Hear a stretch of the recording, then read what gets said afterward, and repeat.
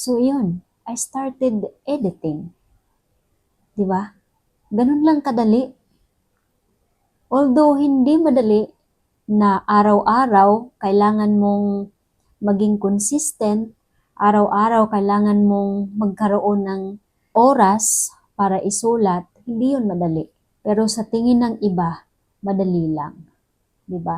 But kung gagawin na, medyo hindi madali. Pero kailangan mo talaga ng patience para magawa mo. As ND author, I run all the process alone.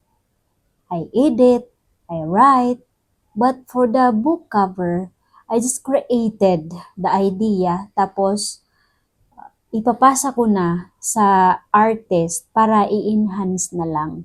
Kasi gusto ko na ako yung gagawa ng design, gusto ko ako yung mag-iisip kasi para masatisfy ako na ito, pinaghirapan ko, ginawa ko to, I run marketing, even this event. So today, I call myself one woman team.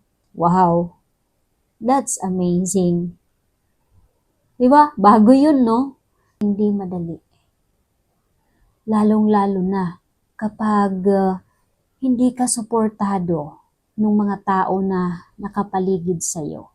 Na ang akala nila, okay lang. Ang akala nila, kaya mo. I mean, ang iniisip nila, kayang-kaya mo.